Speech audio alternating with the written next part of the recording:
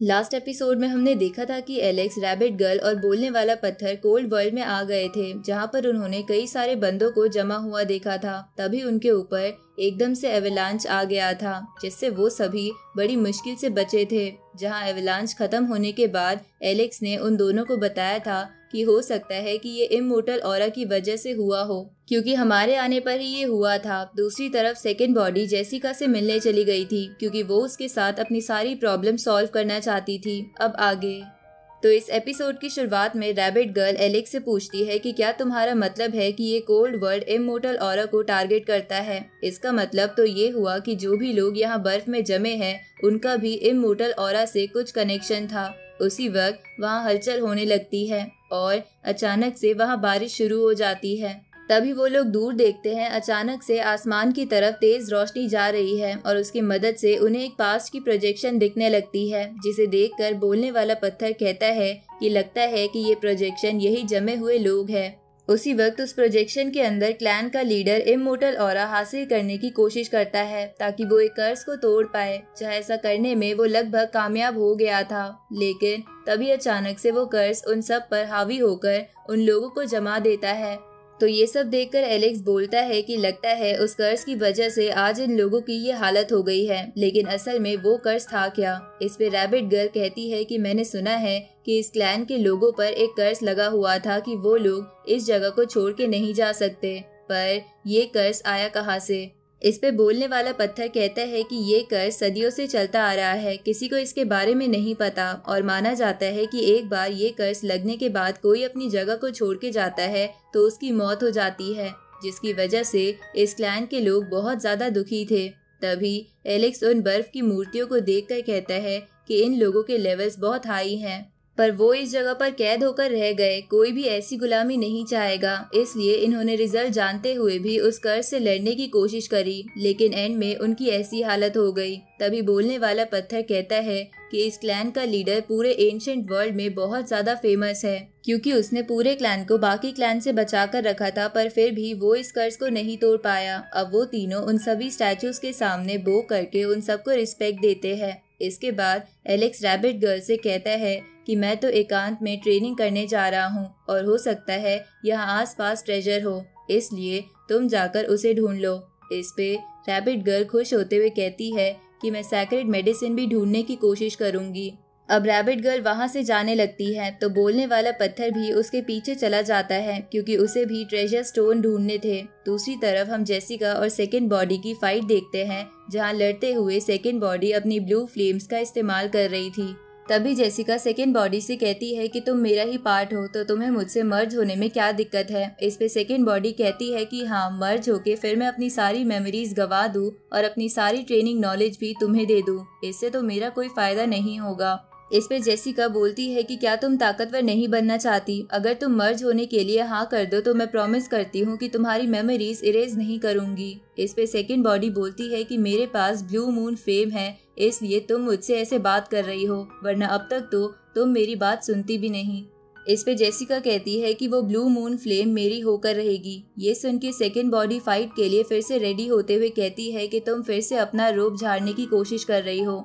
ये सुन के Jessica second body को अपने तालिस्मान से पकड़कर उससे कहती है कि तुम मेरा ही पार्ट हो, इसलिए तुम्हें मुझसे जुड़ना ही होगा, इसलिए अपनी किस्मत को बदलने के बारे में भूल जाओ। अब जेसिका सेकंड बॉडी के साथ मर्ज होने लगती है, जहां ऐसा करते हुए जेसिका सेकंड बॉडी की कुछ मेमोरीज इरेज कर रही थी। तभी उनके मर्ज होने के प्रोसेस में ही जेसिका का इमोर्टल ऑरा एक्टिवेट हो जाता है, जिसे देखकर जेसिका कहती है कि क्या तुम इस पावर को फील कर पा रही हो। उसी वक्त सेकंड बॉडी अपनी ताकत लगा के जेसिका से फिर से अलग हो जाती है और जेसिका से कहती है कि मैंने तुम्हें पहले ही कहा था कि मैं तुम्हें अपनी मेमोरीज मिटाने नहीं दूंगी।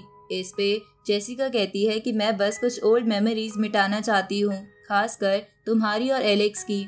इस पे सेकंड बॉडी कहती है कि मेरी मेमोरीज मेरी है, उस पे तुम्हारा कोई हक नहीं। इस तरफ हम एलेक्स को देखते हैं जो एक केव के अंदर हेवन और अर्थ के ऑरा को फायर की तरह इस्तेमाल कर रहा था और अपनी बॉडी को जला रहा था। दूसरी तरफ रैबिट गर्ल ट्रेजर ढूंढते ढूंढते थक जाती है, लेकिन उसे कोई ट्रेजर नहीं मिलता। साथ ही बोलने वाले पत्थर को भी कुछ नहीं मिला था। उसी वक्त वो लोग देखते हैं कि जहां एलेक्स ट्रेनिंग कर रहा है वहां से बहुत तेज रोशनी और आग निकल रही है। तो ये देखकर बोलने वाला पत्थर कहता है कि आखिर कोई अकेले में प्रैक्टिस करके ऐसी सिचुएशन कैसे क्रिएट कर सकता है। इसकी वजह से यहाँ पर जितना भी इमोर्टल ऑरा है वो एक्टिवेट हो गया और आग बनकर सब पर बरस रहा है। थोड़ी देर बाद वो सब खत्म हो जाता है। तभी वहाँ सेकेंड बॉडी आती है और उन दोनों से कहती है कि क्या एलेक्स ब्रेक थ्रू करने के लिए ट्रेनिंग कर रहा है। तो रैबिट गर्ल सेकेंड बॉडी से कहती है कि एलेक्स 3 दिन से अकेला बैठा है और पता नहीं वो किस चीज की ट्रेनिंग कर रहा है। तभी बोलने वाला पत्थर सेकेंड बॉडी से पूछता है कि तुम तो जेसिका से मिलने गई थी, क्या तुम्हारी सारी प्रॉब्लम सॉल्व हो गई। इस पे सेकेंड बॉडी कहती है कि नहीं, हम दोनों ही इंजर्ड हो गए। ये सुन के रैबिट गर्ल सेकेंड बॉडी को रिकवर करने के लिए होली मेडिसिन देती है जिसे सेकेंड बॉडी खा लेती है। जिसके बाद वो रैबिट गर्ल से कहती है कि मैंने यहाँ पास में एक जगह देखी है जहाँ बहुत सारे ट्रेजर हो सकते हैं, तो क्यों ना तुम वहाँ जाकर थोड़ी छानबीन करो और तब तक मैं खुद को हील कर लेती हूँ और उस दौरान मैं एलेक्स को भी प्रोटेक्ट कर लूंगी। तो रैबिट गर्ल और बोलने वाला पत्थर इसके लिए मान जाते हैं और वहां से चले जाते हैं। जिनके जाने के बाद सेकेंड बॉडी एलेक्स की तरफ जाने लगती है। इधर ट्रेनिंग करते वक्त एलेक्स बोलता है कि अगर मेरे पास इमोर्टल ऑरा नहीं होता तो अब तक तो मैं मर चुका होता। तभी वो नीचे गिरने लगता है, लेकिन सेकेंड बॉडी आकर उसे बचा लेती है क्योंकि एलेक्स बहुत इंजर्ड हो चुका था और सही हालत में नहीं था। अब एलेक्स सेकेंड बॉडी से पूछता है कि तुम यहाँ क्यों आ गई, क्या तुम्हारी जेसिका के साथ प्रॉब्लम ठीक हो गई। इस पे सेकेंड बॉडी कहती है कि हम दोनों ही इंजर्ड हो गए थे, इसलिए मैं यहाँ आ गई, पर तुम क्या यहाँ पर ब्रेक थ्रू करने की कोशिश कर रहे हो। इस पे एलेक्स हाँ करते हुए कहता है कि इमोर्टल ऑरा के बाद ब्रेक थ्रू करना बहुत मुश्किल हो गया है, जिसकी वजह से मैं ब्रेक थ्रू तो नहीं कर पाया बल्कि बहुत इंजर्ड हो गया। अब मुझे रिकवर होने के लिए कुछ समय चाहिए। ये सुन के सेकेंड बॉडी एलेक्स से कहती है कि तो इसका मतलब तुम सेकेंड इमोर्टल ऑरा एक्टिवेट करने की कोशिश कर रहे थे, जिसके लिए बहुत हिम्मत चाहिए। अब सेकेंड बॉडी एलेक्स की इंजरी देखने लगती है। तभी वो एलेक्स से बोलती है कि तुम्हें सच में आराम की जरूरत है। अब ये बोल के वो सील का इस्तेमाल करके एलेक्स को पकड़ लेती है और उसकी मेन बॉडी और सोल को भी सील कर देती है। जिसके बाद वो उससे कहती है कि तुम अब की बार नहीं बच पाओगे। तो ये सब देखकर एलेक्स समझ जाता है कि वो सेकंड बॉडी नहीं बल्कि जेसिका है। इसलिए वो उससे पूछता है कि सेकंड बॉडी कहाँ है। तो जेसिका कहती है कि तुम खुद मुसीबत में हो और उसकी चिंता कर रहे हो, और तुम चिंता मत करो, वो अभी भी जिंदा है। इसके बाद वो एलेक्स से बोलती है कि जब तुमने चौंग को मारा था मैं तभी समझ गई थी कि तुम्हें हराना बहुत ही मुश्किल है, लेकिन जब मैं सेकंड बॉडी से मिली तो मुझे एक आइडिया आया कि मैं सेकंड बॉडी को ऐसे तो मर्ज होने के लिए नहीं मना सकती, लेकिन उसे इमोशनल ब्लैकमेल करके मैं उसे मजबूर कर सकती हूँ, जहाँ मर्ज होने के बाद मैं तुम्हें भी मार दूंगी, जिससे मेरे दोनों काम एक बार में पूरे हो जाएंगे। अब वो एलेक्स को कहीं ले जाने लगती है। थोड़े समय बाद रैबिट गर्ल और बोलने वाला पत्थर उस केव में आते हैं, लेकिन वहाँ पर कोई भी नहीं था।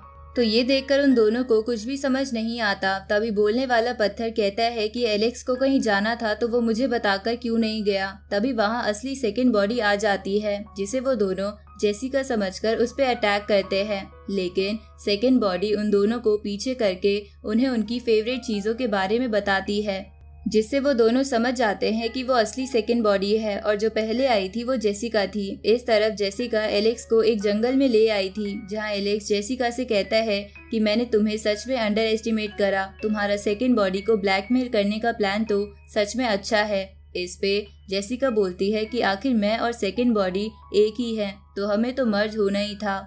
ये सुन के एलेक्स बोलता है कि तुम दोनों एक नहीं हो, सेकंड बॉडी मुझ पे कभी भी सीक्रेटली अटैक नहीं करती। इस पे जेसिका कहती है कि ऐसा इसलिए क्योंकि वो तुम्हारे प्यार के चक्कर में पागल हो गई है और उसका दिल भी अब कमजोर बन चुका है, लेकिन मैं मर्ज होने के बाद उसे ठीक कर दूंगी। अब वो ये बोल के एलेक्स पर और सील लगाने लगती है, जिसे देखकर एलेक्स बोलता है कि क्या ये करना जरूरी है। इस पे जेसिका बोलती है कि तुमने कई जीनियसेस को हराया है, मैं तुम्हें बचने का कोई मौका नहीं दूंगी। तभी एलेक्स जेसिका से बोलता है कि तुम्हारी और सेकंड बॉडी की सोल और ऑरा एक जैसा क्यों था जब तुम मुझसे मिली थी, क्योंकि इस वजह से मैं तुम्हें नहीं पहचान पाया। इस पे जेसिका कहती है कि मेरा बूटियन हॉल एंशिएंट टाइम से है, इसलिए मेरे पास ऑरा छुपाने के लिए कई टेक्निक्स है। इसके बाद वो एलेक्स से कहती है कि मैंने तुम्हारे कई सारे सवालों के जवाब दे दिए हैं।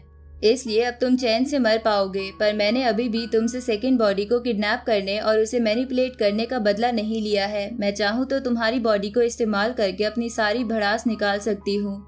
इस पे एलेक्स कहते हैं कि क्यों ना तुम अपनी भड़ास बेड पर निकालो, क्योंकि हमारी फर्स्ट नाइट भी पूरी नहीं हुई है। ये सुन के जेसिका कहती है कि तुम मुझे गुस्सा दिलाना चाहते हो ताकि तुम मौका पाकर खुद को आजाद कर सको, पर आज ऐसा नहीं होने वाला। अब जेसिका एक सोल सील पगोड़ा निकालकर एलेक्स की सोल एक और बार सील कर देती है और ऐसा करते हुए उससे कहती है कि अगर तुम्हें दर्द हो रहा है तो तुम चिल्ला सकते हो। इस पे एलेक्स कहता है कि नहीं नहीं, ये तो बहुत कंफर्टेबल है, मुझे बिल्कुल दर्द नहीं हो रहा। इस पे जेसिका कहती है कि तुम अभी भी खुद को ताकतवर दिखाने की हिम्मत कर रहे हो। अगर मुझे तुम्हारी थंडर और वेल टेक्निक नहीं चाहिए होती तो अब तक तो मैं तुम्हें मार चुकी होती।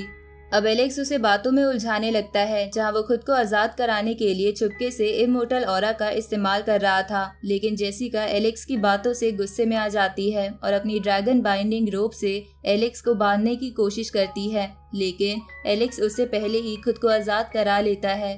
इधर रैबिट गर्ल सेकंड बॉडी से कहती है कि क्या आपको पता है कि जेसिका कहाँ है? हमें एलेक्स को बचाने जाना ही होगा। इस पे सेकंड बॉडी कहती है कि जेसिका के पास मेरी मेमोरीज है और मैं भी उसके थॉट्स पढ़ सकती हूँ, इसलिए मुझे पता है कि वो लोग कहाँ पर है।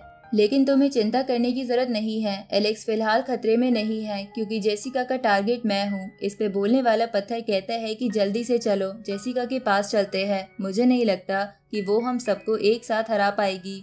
इस पे सेकंड बॉडी उन दोनों से कहती है कि मैं ही उससे फाइट करूंगी क्योंकि तुमसे मुझे कोई हेल्प नहीं मिलेगी, बल्कि जेसिका तुम्हें मुझे ब्लैकमेल करने के लिए इस्तेमाल करेगी। अब सेकंड बॉडी वहां से चली जाती है, जिसके बाद रैबिट गर्ल बोलने वाले पत्थर से पूछती है कि क्या हम ऐसे ही वेट करते रहेंगे। इस पे बोलने वाला पत्थर कहता है कि हम सेकंड बॉडी के पीछे पीछे जाते हैं। इधर एलेक्स और जेसिका फाइट कर रहे थे, जहां इंजर्ड होने के बाद भी एलेक्स जेसिका को कड़ी टक्कर दे रहा था। तभी वहां सेकंड बॉडी आ जाती है और एलेक्स से कहती है कि तुम आराम करो, मैं इसे संभालती हूँ। इसके बाद सेकंड बॉडी जेसिका की तरफ जाती है तो जेसिका सेकंड बॉडी को सील करने की कोशिश करती है, लेकिन सेकंड बॉडी अपनी ब्लू फ्लेम की वजह से बच जाती है। तभी अचानक से जेसिका एलेक्स पर कोई जादू करती है, जिससे ऐसा लगता है कि जेसिका ने एलेक्स को काबू कर लिया है। और इसी के साथ ये एपिसोड यही खत्म होता है।